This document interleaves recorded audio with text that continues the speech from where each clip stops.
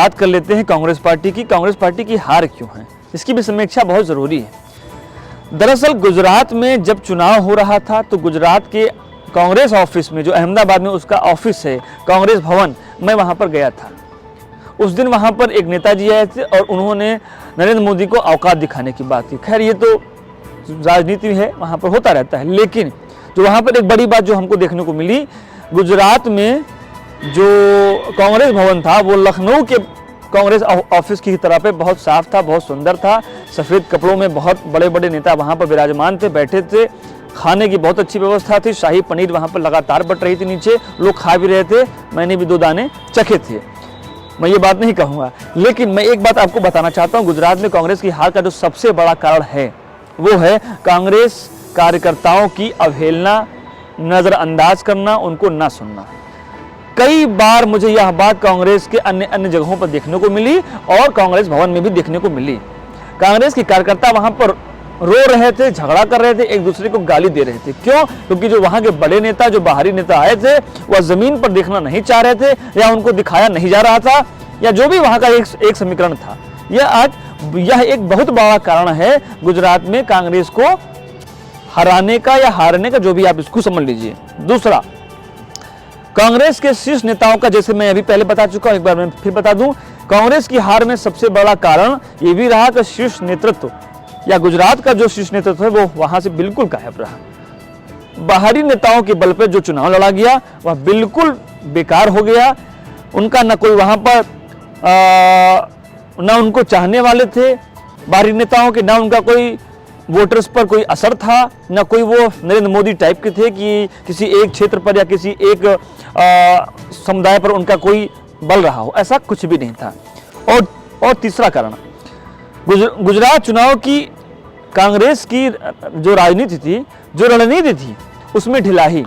आपको लगभग सीटों पर ये देखने को मिलेगा कि कांग्रेस की रणनीति कहीं दिख ही नहीं रही है। वह यह मैच बस एक मैच की तरह बस खेल ले रही है, लेकिन उसको जीतने का कोई इतना ज़्यादा जल्दी नहीं है, या कोई इतनी उसको वो उस मैच को बिल्कुल तवज्जो ही नहीं दे रहे हैं, आप ऐसे बोल रहे हैं। चौथा कारण है, एक कारण मैं आपको ऐसा बताने जा रहा हूं जो आपने अभी तक किसी भी टीवी डिबेट पे नहीं सुना होगा, आपने किसी के मुंह से नहीं सुना होगा, लेकिन यह बात मैं डंकी की चोट पर इसलिए कह रहा हूं क्योंकि ये मैंने गुजरात में महसूस की। गुजरात के पत्रकारों से जब मैंने बात की तो मैंने वहाँ महसूस की। गुजरात के जब मैं बिजनेसमैन से जब मैंने बात की तो मैंने महसूस की। गुजरात में दरअसल कांग्रेस और बीजेपी में एक मैच होता है, वो अंदरूनी मैच होता है कि आप खेलेंगे उनकी टीम से, लेकिन आप जो विकेट लेंगे वो आप मेरी ओर से भी मैच खेलेंगे अंदरूनी। यह गुजरात में एक राजनीति चलती है। मैं नाम उसमें लेना चाहूँगा, लेकिन कुछ नाम अभी नहीं ले सकता हूँ क्योंकि उस पर अभी मुझे आकलन करना पड़ेगा कि इस बार क्या मैच हुआ है, लेकिन यह बात वहाँ पर है। गुजरात की राजनीति में एक व्यावसायिक राजनीति भी हो रही है, वो है कांग्रेस के नेताओं की अंदरूनी। वो बीजेपी के साथ है। बीजेपी में कुछ ऐसे लोग हैं, कांग्रेस में कुछ ऐसे लोग हैं जो मिले हुए हैं, और यह बात आपको पिछले चुनाव में भी दिखाई पड़ेगी।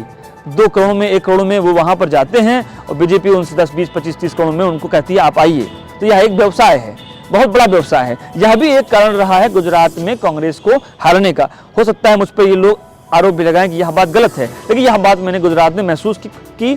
गुजरात के नेताओं ने मुझसे बताया, गुजरात के पत्रकारों ने भी मुझसे बताया, और गुजरात की आम जनता ने भी कहा।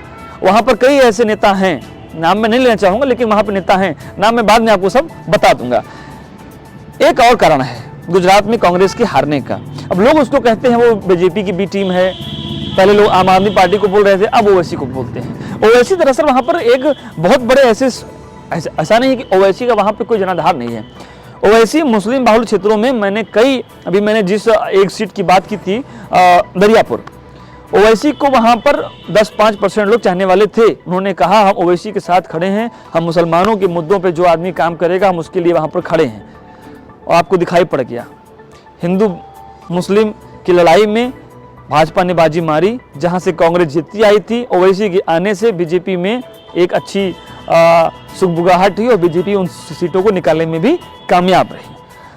आखिर में मैं आपको इस पूरे चुनाव के जो वोट परसेंटेज हुए हैं, जो ये पूरा चुनाव हुआ है, यह एक सर्वेक्षण करना बहुत जरूरी था।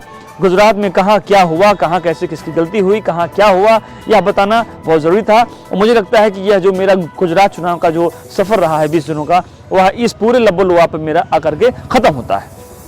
इलेक्शन कमीशन ने रात में मैंने उस पर देखा तो कुछ आंकड़े थे, वह मैं आपको बताना चाहता हूँ। इस बार गुजरात में जो चुनावी आंकड़े आए हैं, जो वोट परसेंटेज किया है, एक बार मैं वह आपको बताना चाहता हूँ। आम आदमी पार्टी 12.92%, यह आम आदमी पार्टी का वोट प्रतिशत रहा है। AIM यानी कि ओवैसी साहब 0.29%, यह बहुत छोटा प्रतिशत है, लेकिन यह भी कहीं ना कहीं बीजेपी को फायदा पहुंचाया, कांग्रेस को घाटा दे गया। बीजेपी यानी नरेंद्र मोदी यानी गुजरात का बेटा 52.50%, या बीजेपी का इस बार 2022 का वोट प्रतिशत है। BSP 0.50%, कुछ नेता वहां पर खड़े थे।